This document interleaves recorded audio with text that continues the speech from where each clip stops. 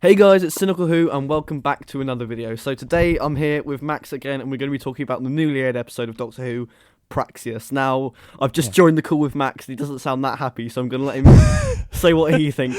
So, what did you think? Okay, well, I just have this short sentence in mind: a well-shot and topical non-event.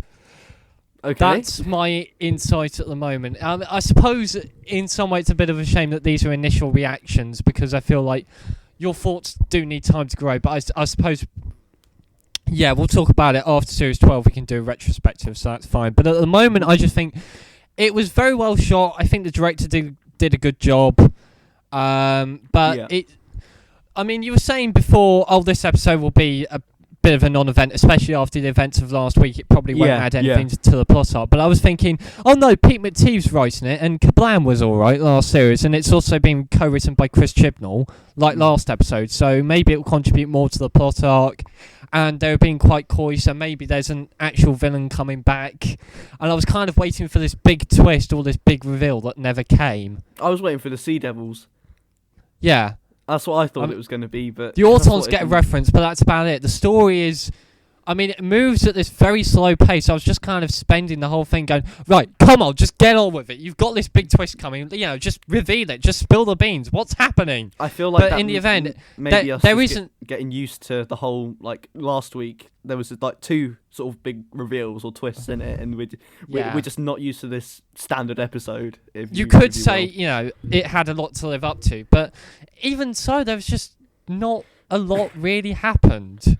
There was just this virus doing the rounds, and that's it. A lot of supporting characters that I literally did not care about. Quite a lot. The astronaut was about to die, and then he didn't. I did not feel anything at all, and he didn't die, and I still didn't feel anything, not even joy. My only thought was, oh, they're kissing. That's going to get banned in Singapore. That was literally my only reaction. Oh, great. I was just waiting for him. I was just waiting for his face to blow up like the rest of them because I knew it was going to happen at some point. The I was really annoyed when it didn't. Naff, to be honest. Yeah, I mean, it could that could have been better, but overall, as a story, I didn't mind. I mean, it's better than I liked Orphan 55, but Orphan 55, there were a lot of instances where things were happening just because the script said so. I don't feel that happens to the same extent here. But then I'm not very good at spotting that things. But it did feel like competent writing, reasonably competent. Not particularly, as I say, lightweight, but okay. It hands together all right. I mean, there were a couple of things I noticed. You know that guy who was watching the birds on the beach and then he gets eaten? And literally no one mentions him. They're sort of standing there at the end on the same bloody beach and sort of smiling and going, oh, we're going to have a honeymoon. And literally no one thinks, hang on, where's that bloke who was supposed to be watching the birds? Where is he? Oh, I don't think he ever gets mentioned. And then the flock of birds comes into the lab, and you know they're literally covering everyone. They're surrounded by these birds, and they don't get bitten at all. But apart from that, didn't she leave like Graham and Yaz in the room with them? Yeah, I wasn't quite. Why did they not just get infected or whatever? Yeah, but the thing is, I was thinking at the start, it takes a long time for the Doctor to appear. I feel like this is one of those instances where it got better as it went on, but in the first 10 minutes you're thinking this is probably going to take time away from the Doctor, the fact they're all split up. I didn't think that was a good idea, but it didn't last for the full episode, so that's fine. But the thing that was really annoying about it, you know when the BBC News bit flashes up at the start when he's in the pub. Yeah. Okay, so on the plus side, I mean it is an improvement on other times because they actually used the right font and the right graphics. Mm-hmm. But the thing was capitalised. I mean, I've watched enough of the BBC News channel to know that they don't capitalise the headlines. So it was a bit too neat, really. Maybe the person writing it was just like really angry. Maybe. And so I'm trying to work out what else. I have all these thoughts going through my mind and I've forgotten them. But there is one thing I want to talk about. Okay. The message. Oh, yeah, I can already tell. Considering what happened with Orphan 55, there's going to be a fuck ton of people complaining about this on Twitter and I'm loving it. Like, it's too preachy. All right, calm down. But that's the second sort of, you know, that style of be honest, episode we've had this series already, so... I'm sympathetic to the criticism, to be honest.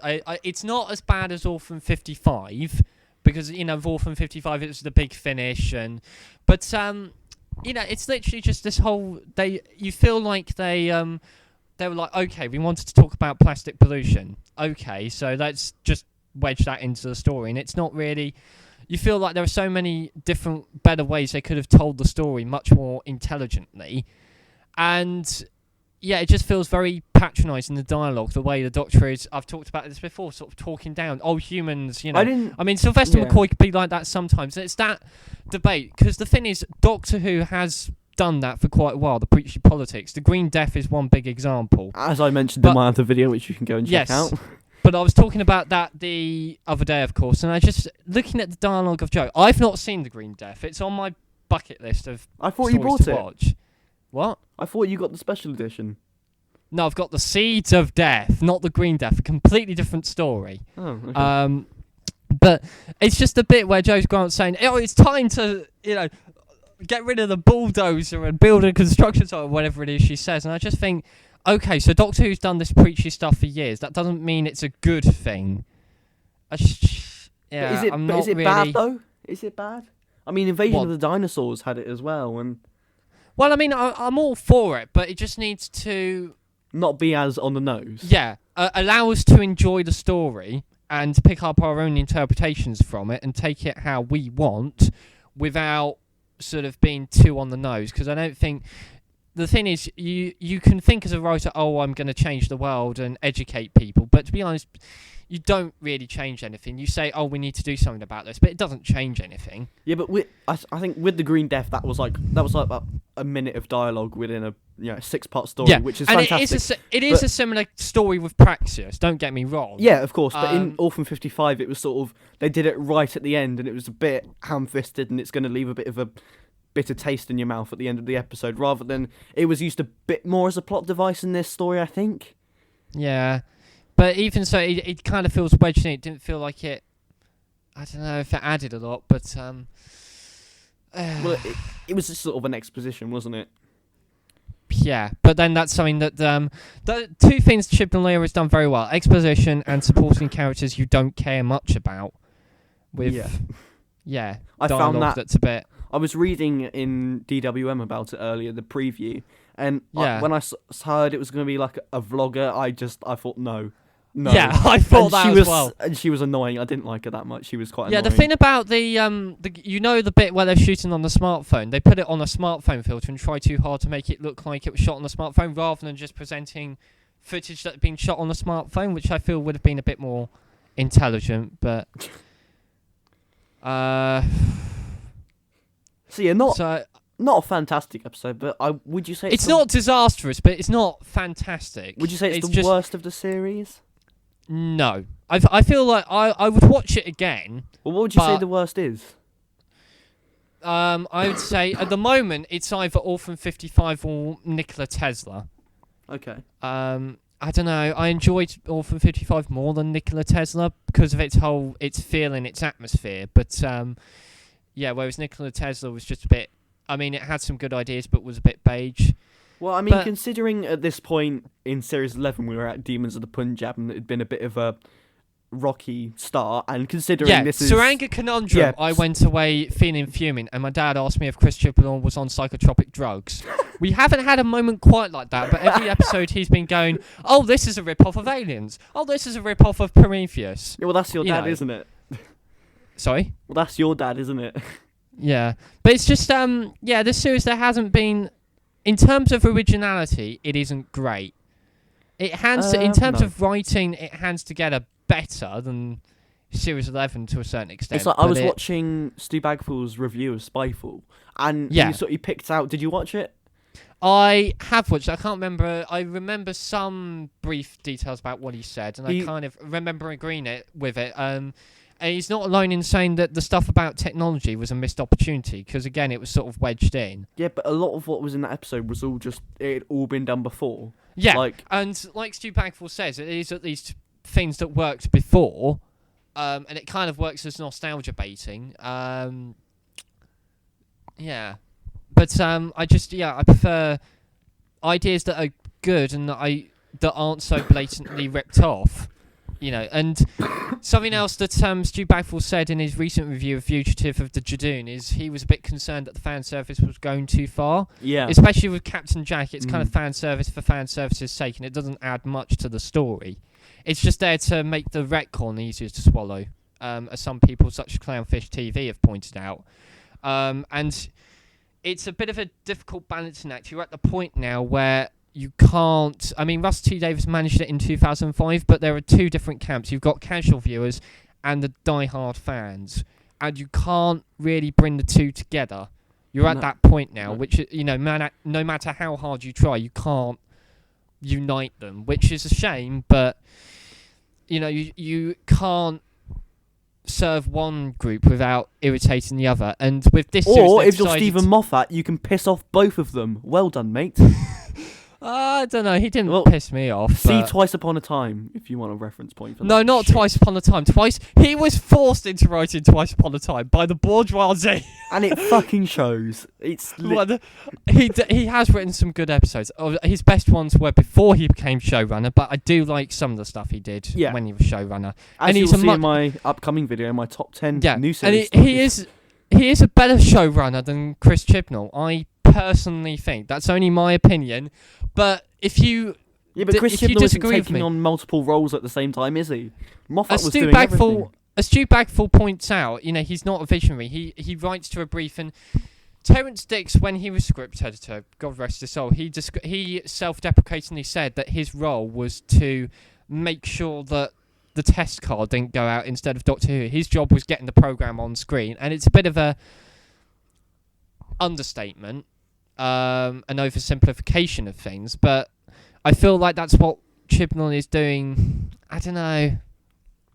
I've forgotten what I was going to say. Is he taking much care? Yeah, Stu Bagwell said, he's not a visionary.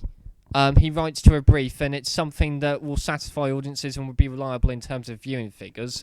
Well, not so much in terms of this series, but reliable in terms of viewing figures. But it's something you forget about, and this story was kind of forgettable. It hands together, but it's just forgettable. I was waiting for the big twist that never came. Yeah. Yeah. But speaking of twists... But yeah, I know what I was going to say. You compare... If you read Doctor Who magazine, look at any one of Stephen Moffat's production notes, particularly ones where he answered fan questions. They are the funniest shit. Yeah. And then you compare that with Chris Chibnall, his notes. I mean, it's a good summary of their writing talents. Chris Chibnall's production notes are fairly interesting, but they're just not as interesting. It's like night and day. Personally, for me, I'm sorry, I take little pleasure in being harsh on the writing talents, but that's my feeling of where things stand at the moment. Yeah, but it's funny. But what I was going to say was, last week's episode, what do we think about it now? Because obviously we've had a week to think it through, and I gave it a rewatch, and I still quite like it. I haven't seen it since, but given that Ian Levine liked it and went on social media saying it was really good, God, I think by default we have to say that it's the biggest sack of shit. I'm only joking. I haven't. From what I've seen, a sack of shit. From what I've seen in interviews, he's a very reasonable person. On the DVDs, the classic range of DVDs for stories like Earthshock and Trial of the Time Lord, he has some interesting things to say. But on let us forget Doctor in Distress. He was forced into writing that. I'm never going to forget Doctor in Distress. I wish I could. But why? Yeah. Do you know? I remember last year when Doctor Who wasn't on the air. I recorded a whole demo track of Doctor in Distress. You sad git. No. I was going to talk to you about this, but we never got around to it. I was going to make a parody version called Chibbers in Distress because there was no Doctor Who on that year. No, there's. I remember you talking about that, but to be honest, we can't. 5 Who fans did it. They're a hard act to follow. Yeah, I was basically trying to rip off 5 Who fans. To die after 5 Who fans is a hard act. We can't top that. No. A seance is when you raise someone from the dead. What? No. Happy times and places. Yeah. But anyway, yeah, I was going to say, when it was on the Sunday and went to school the next Monday, and I'm doing media studies GCSE. And at the moment we're having to write about An Unearthly Child because we had to watch that. And coming from Fugitive and then watching An Unearthly Child the next day, it's like, how am I meant to process this? And there's people getting angry that it might be a pre-Hartnell Doctor. I know Tharies wasn't that very happy about it. Yeah. And to be honest, I can understand. I agree with pretty much what he said in his video. There are certain people that are jumping the gun. We don't know yet whether it is a pre-Hartnell Doctor. But even if it is... Of course, people have said it can't be because the TARDIS is shaped like a police box, which isn't possible because it's only when Hartnell is the Doctor the Comedian circuit breaks. But, you know, I don't know if... that might have escaped... There's always a chance that might have escaped Chibnall and that might knacker continuity. I'm hoping it's not pre-Hartnell Doctor, but we don't know yet. And chances are we might not know for a while because this is an ongoing thing. Yeah. But I feel like it's going to be drawn out after Series 12, which is a mistake, in my view, to draw it out so much. Yeah. I mean, it's to keep people watching, but I feel like it won't be able to live up to the hype. Yeah, and it'll be too drawn out. But did you see Chibnall's statement? He said that it's not a parallel Doctor, or Captain Jack won't be coming back. And he said he said something about the continuity. He knows the continuity.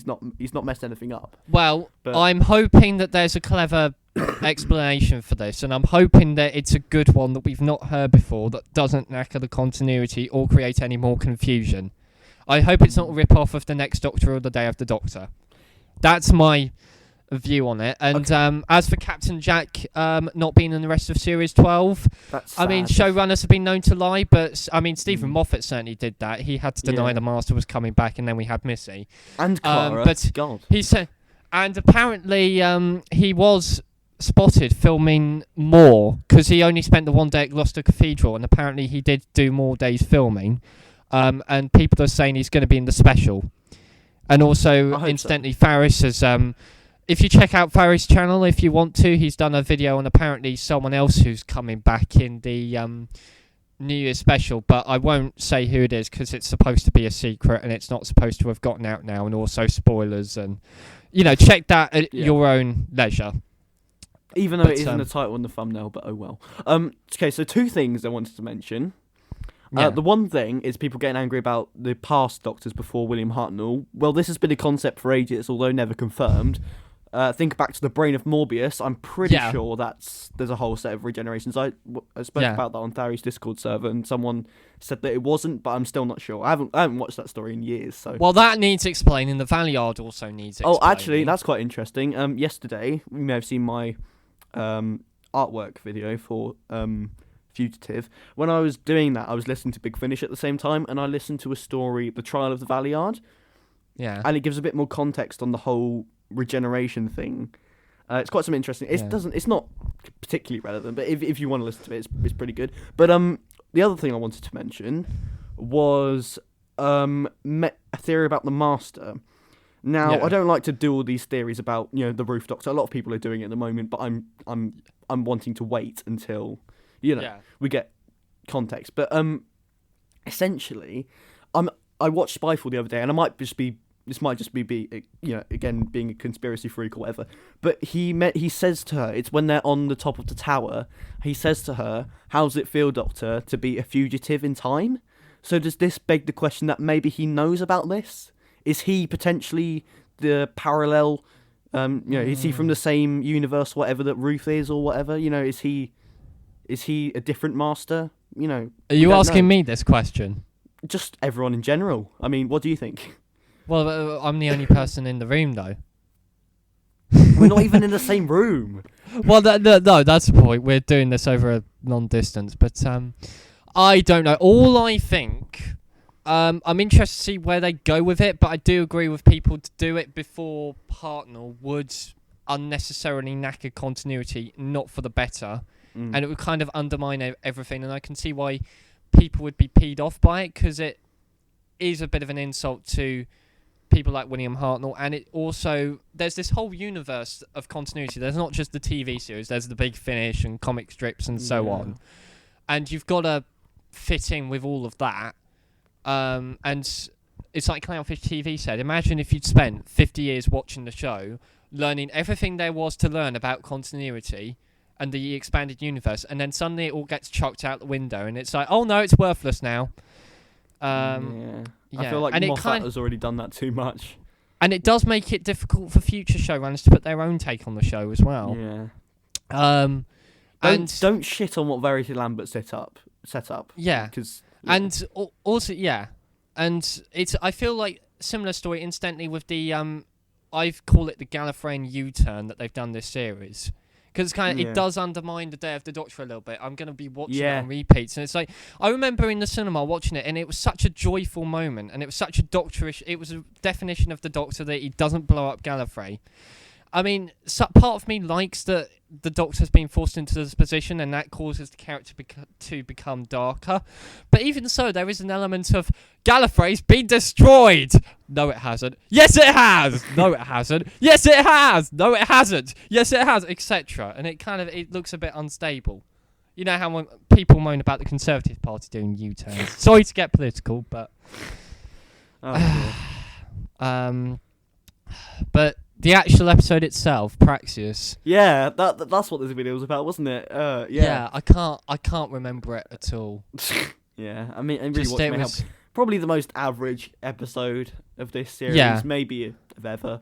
I mean, I didn't mind it. It was a filler episode. I was hoping for more than filler, but that's all we got. Filler. I mean, it was quite. It started interestingly enough. You felt there was something. It was building up, and it was certainly interesting build up. The way the mystery unraveled was interesting, but I hoped for more personally. In terms of writing, it's competent, but it's not very exciting. Yeah. No.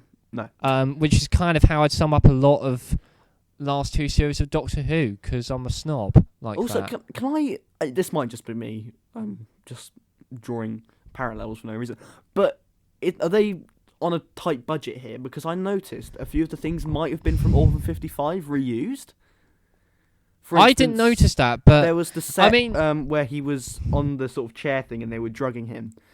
I think some props in that room. There was like that cage bit that sort of looked like the same from Orphan 55. Yeah, and there was, and then there's the Silurian gun from Nikola Tesla's Night of Terror, but they explained that with a bit of dialogue. But also the blue sort of ship-looking thing under the ocean, that sort of looked like the submarine. That looked like the ship from Nikola Tesla's Night of Terror, but just blue instead of sort of black and red. Right. Well, I didn't notice that, but I thought some of the effects were a little bit like the explosions. I felt like that could have been executed better. I'm not quite sure how, but it just wasn't quite that scary. And it was kind of these people like when Suki Chen blows up, the Doctor doesn't even flinch. I quite like Suki. If she wasn't evil, I thought she may have been like a returning character. Maybe she comes back in another episode. To be honest, I'm glad they're not returning characters. They're all a bit wooden. Wooden acting, wooden development. But I'm trying to think what else.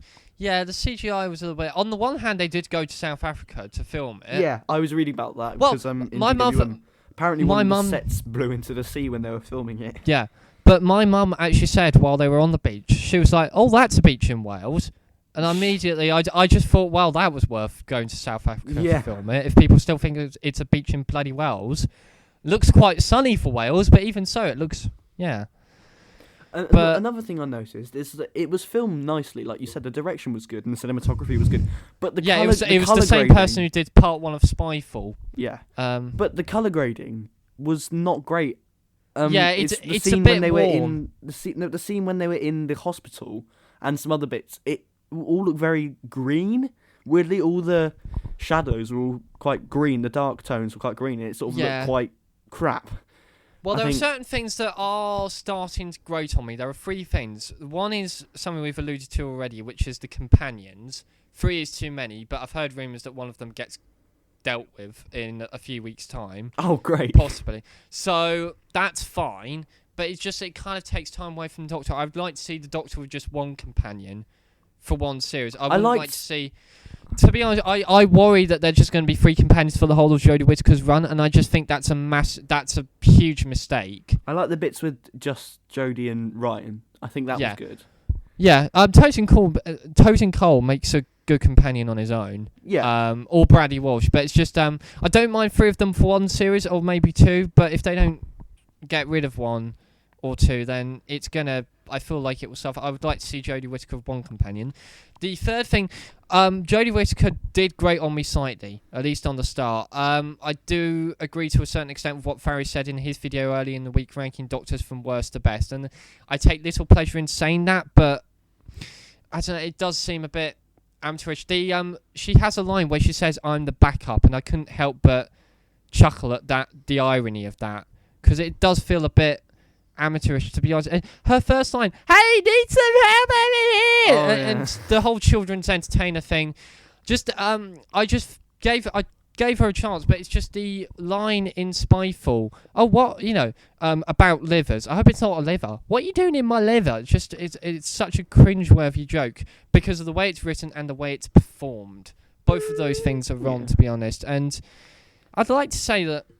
Oh, I don't know. I really don't know. What I'd like to talk about. I can't judge whether or not Jodie Whittaker is good or bad because either way people are going to pounce on me. But yeah, it's not bad, but it's not great compared to Doctors in the past. I just feel the Doctor's been badly handled, really. Certainly moments where the DNA thing as well, where she was like, did I not say it was going to hurt? No, you didn't. Just a poor imitation of Stephen Moffat's "This won't hurt a bit, I lied" running gag, which worked then, but it was just a bit Colin Bakerish. The Doctor unintentionally at times comes across as a bit unlikable. Like John Pertwee actually in The Demons, which I got round to watching recently for the first time. Because I bought you that one for Christmas. There we go. Yeah, it's all right, I suppose. It's not something. It's not one of my favourites, but I liked it. But it's just, oh god, the Doctor is a dick to Drew Grant. I'm not gonna lie. Yeah, and it's like the bit. But I did like at the end where the creature's killed. Now let's all go Morris dancing. That's very Doctor Who, very English. But yeah, just I don't know what it is about Jodie Whittaker. She kind of grates on me slightly. But yeah, I don't know. I feel bad judging that. But going back to what you said about the cinematography, I just feel I don't really like the fact that it's shot on digital video. The fact it just looks a bit too clean and crisp compared to. I mean, I've had an epiphany lately. I know they're bad for your heart, but I've had an epiphany. Yeah. Really. That stuff that's shot on film looks so much better than stuff that's shot on digital video, and we know this from the classic series. Right, it's much easier to remaster to HD because you can blow it up to any size, so it dates better. And it's just there's this graininess to it that just automatically makes it look classier. One thing, and it is more expensive and time consuming. You don't have the rehearsal time, and you need to know what you're doing when you're shooting with film. Whereas video is very much plug and play, and it would be very ambitious to ask them to start shooting on film. But I just don't like it just looks a bit too warm and clean. There's just something about it that's not quite right. It's trying to look crisper, but it just looks a bit more. I feel like it's trying. The anamorphic lenses are trying to hide a reduction in budget. I don't know, but so the one thing that's sort of annoying me is the aspect ratio. Now, Doctor Who, I don't mind it, but it jumped into widescreen in 2005, but yeah. For series, I don't know if it was series 11, but at least for series 12. It was series 11. Chris Chibnall and Matt Strevens made the conscious decision to go from a 16:9 aspect ratio, which has been the industry standard since 2000, to go to a 2:1 aspect ratio. I don't like that. It's literally just 2 squares. I don't like next that. to each other. I can see why they did it. The idea is to make Doctor Who look more cinematic, and because there are more and more shows that are being shot like that nowadays. The Crown is an obvious example. Yeah, but if you want it to be cinematic, do it in 21:9, which is ultra widescreen, which actually looks good. Don't have this weird chop at the top and the bottom that have the BBC logo cut in half. Either have it 4:3, which they're obviously not going to do because no one uses that anymore. Or have it in 16:9 or 21:9, preferably 21:9. I mean, I don't mind it, but the thing is, it's quite negligible. But the thing is, you're making this for television. I'm not quite sure about the boundaries between television and film looking more cinematic. What annoys me is I don't want... The thing is, they're going to make TV look more cinematic at some point, because we've seen this. There was a kind of transition period.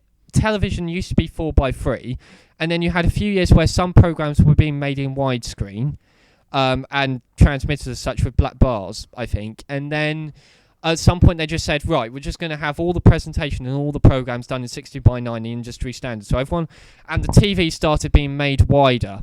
And that kind of undermines 4:3 programs because it makes them look ancient. And I feel like that's going to happen with 16:9 programs. The 4:3 programs will look even worse because they fill up even less of the TVs, because the TVs will be made in 2:1. And the same will happen with 16:9. If something doesn't fill the screen, then I feel like your involvement with it is somewhat undermined. That's just my gut feeling with it. I mean, I don't mind it, but I'm happy. 16:9 is a fine aspect ratio.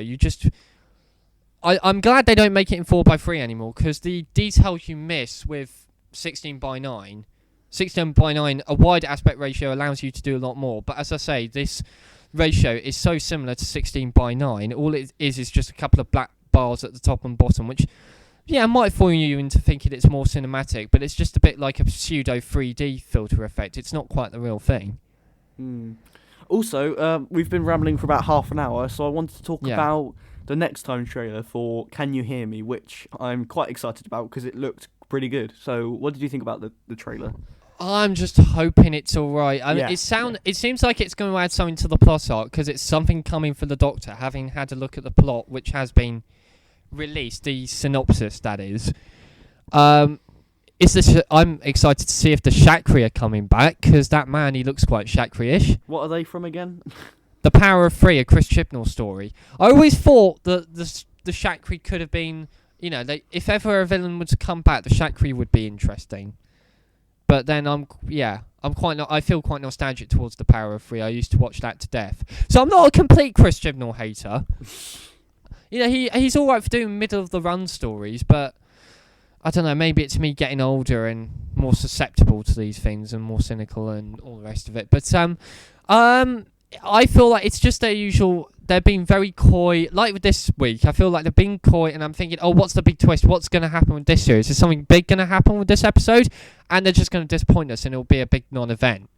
And of course, it's Chris Chibnall and Charlie James, who's not written for the show before. But if I just check on the internet, I don't know. I could be proven wrong. I'll wait to see what her writing's like. But I think she's just written. Right, she's written. Her main claim to fame is a play about female genital mutilation, which lovely. makes her an ideal writer for Doctor Who. Mm-hmm. Not so much screenwriting. I think the only other thing she's written for screen is The Discovery of Witches. The days when we would have had experienced writers like Neil Gaiman writing for the show, but not anymore, because we have to pay them too much, and we don't have that as much money because the ratings are falling, and I don't know. They had to be bailed out this series by doing a deal with HBO Max to stream the series in America. So, hello? Hello. Hi. You've just been rambling. I've just noticed that the date is the same backwards, so... Well, that's fascinating. Yeah, I know. Anyway, I think we ought to wrap it up in a minute, because we've been going for half an hour, and I don't want this video to be too long, so I don't want to, it to be hell when I'm editing it. But, yeah, Praxeus, not bad. I mean, we've rambled on a bit, but it's just, for me, that was a bit of a non-event. Yeah. But it's like the Battle of Ranskoor Avkolos. I was expecting more. It was alright, but I was a bit, I wouldn't say disappointed, but I'm just like, okay, well, that's the thing that happened, moving on. It hasn't caused that many ripples, but of course people will leap onto it, like Orphan 55, thinking it's the death of Doctor Who. As Stu Bagfield has pointed out, it isn't. It's just a filler episode. That's all it is. It's not even special enough to be the worst episode of Doctor Who ever, or the death of Doctor Who. It doesn't even have that privilege. Okay, so is this going to show how non-event the episode was? The top trending thing on Twitter right now is Orphan 55. Great. Well, that aired a few weeks ago. Yeah, well, they're probably Did comparing it, people aren't decide they would rather watch that episode and travel back in time or something? Miles Taylor says a dead good episode of Doctor Who. What? A dead good episode. Yeah. I mean, 11 user ratings so far on IMDb, 7.8 out of 10. So I think it's it's like Nikola Tesla's Night of Terror. Someone's just said on IMDb, okay, but quite boring. There's nothing overtly wrong with this episode. It's just boring, which I guess is a pretty big complaint now I think about it. Last episode did all this important world building stuff, and this episode just felt incredibly inconsequential. So that's Max Glenn on IMDb, who's just put that, and I think that's a good summary of a good distillation of Praxeus in general. I feel that if you want to have a more interesting time, I've tweeted a link to BBC iPlayer. Go and look up the Goes Ron show. As someone who's worked in amateur dramatics, I get the humour in the Goes Ron show, which is it just finished on BBC One last Friday night. It's basically the Amateur Dramatics Society putting on these plays under the illusion that it's a live play of the week type thing, and basically it sets fall over, people muck up their lines, and it's just incredibly funny. The Lodge and 90 Degrees, episodes 3 and 6, I believe, are particular highlights. You will have more fun watching that than watching Praxeus, I think. And it's only 30 minutes, whereas this was 50, so it won't take up so much of your time. It has got a mixed response. I don't think it'll be to everyone's taste, and it's done by a theatre group, and there is an argument that they've done this stuff better in theatre, but I don't know, I found it really funny. And they come up with an interesting way to keep it fresh and doing different spins on the same jokes every week. Not even the same jokes, just different jokes based around the same ideas and concepts. Anyway. So, yeah, I just recommend you watch that, because I just feel like it needs more love than it's getting. I know we've digressed a lot, but... yeah. This was meant to be about Praxeus, but... Yeah, I feel bad about that. But it's just, there's not a lot I can talk about with Praxeus, but there's other stuff that's interesting with regards to the series. But Praxeus is inconsequential. That's a good word of summing it up. The end. Okay. You know. Sorry, everyone. I know you wanted me to like it, but... it's not that I dislike it either. I don't think I do, and I don't want to say that I do. But and it's not the mess that Orphan 55 was, I don't think. But well, it seems obviously people are comparing it to that if it's number one trending. But anyway, yeah, some people are saying it's a mess. So it'll be interesting to see how people react to it. That's the thing with initial reactions. But score out of 10, would you say? 6. Yeah. 6.5. Oh. Okay, yeah. It's good. It's just missing that extra third element. There's that missing link that needs to be added. I mean, I would have liked them to add a recurring monster, but if they added a recurring monster, we would be moaning, it's fan service for fan service's sake, because we're never satisfied. And that is the sad truth of Doctor Who as it stands. We can never be satisfied, whatever they do. We could just have the Doctor pissing over shop windows, and some people would like it, some people would hate it, and nothing would change. And on that note, Christ, did you hear my voice then? I heard you sigh. I was trying to think on the cuff. I'm not great with improvisation. Right. I was trying to think of something outrageous. I was thinking of wanking over the graveyard, but I just thought that was a bit outrageous, so I self-censored. Great. On that note, that was our review of Praxeus. Am I right to say you might not be available next week? I actually think I will be available next week. Episode 8 I won't be available, and episode 9 I'll have to let you know, but okay, at the moment, unless you hear otherwise, Ollie, assume that I will be here next week. Yeah, okay. Yeah. And if he's not, it'll be me on my own, or we have potential... Or I'll send my stuff in once I've seen the episode. Episode 9, a certain someone has agreed to join in with us. I'll tell you about that in a minute. But okay. There we go. That was Praxeus. Thank you very much for watching. Are you going to make a joke to end the video? No, but I'm going to see if we can ramble on for a further 35 seconds. So I want to make this recording 40 minutes long precisely. But think about the intro. Okay. Let's stop it now. Okay. Goodbye. Praxeus was fine. Goodbye. Yeah. Goodbye. Inconsequential. Great.